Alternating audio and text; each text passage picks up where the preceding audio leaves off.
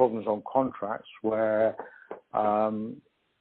clients are challenging the amounts that are receivable. Okay, that's right. I mean, we know that pensions is having a difficult time at the moment, so perhaps that is what is driving that. Just while we, and I apologise, Matt, just if you're speaking to the company further, if there's one area I would drill into, would be pensions. It was always the laggard of the division, and it's been running that for 3 or 4 years now. The underlying technology platform in that space and the way it had been configured and bespoke for each client made it very difficult to bring on new clients and to drive cost savings out. So if there's one area that I would really target for my questions around underperforming products, it would be around that pensions area. Okay. Well, on that then, and so one of the things they did, so you left in 2014, is that right? Yes. 2014, right.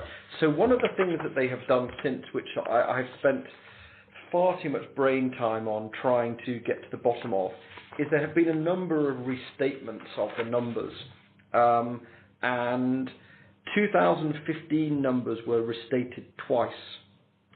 And well, actually, let's just stick with this for a second. So, what was I going to say? So they moved a number of businesses around within the different three sections, and the benefit of that to them has been more cost went into exceptional items, about 900,000, and it lowered the prior year numbers in terms of profits for the investment solutions and intelligent solutions businesses. And the reason I'm sort of telling you that and asking you that is that it's allowed that business to perhaps show a greater trajectory in terms of profitability post-IPO than if they hadn't have done. And it's made pensions look more of a dog. Does that make sense to you that they would look to try and do something like that? Goes back to my earlier comments around some of the accounting pressure I was put under by the CEO. So it wouldn't surprise me if there was something done, some clever accounting or cost allocation was done.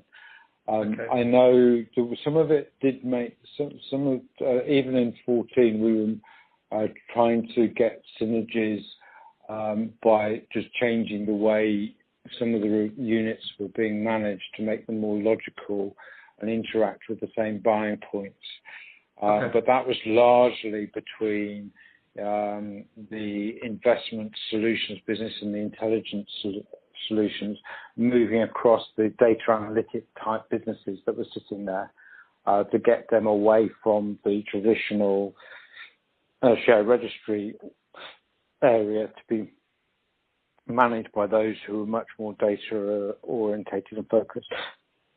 But if they've done more of that, raises a few. Well, I mean, to the outside looking in, they'll give you the names of the businesses that they've moved, like company secretariat and HR payroll, and they say they've moved one thing from one division to the other. I mean, sitting from the outside, you can't say whether it's a good decision or not. They're just names of businesses to you. So, but I know I can see what the mathematical impact has been, and it has been, pensions continues to struggle. I mean, they've guided for 2018 revenues to be down 9 and profits to be down 9, and so I just wonder whether there is this acceptance internally that pensions is going to be a dog, but if it's going to be a dog, we might as well try and make the other businesses look better and discuss them instead.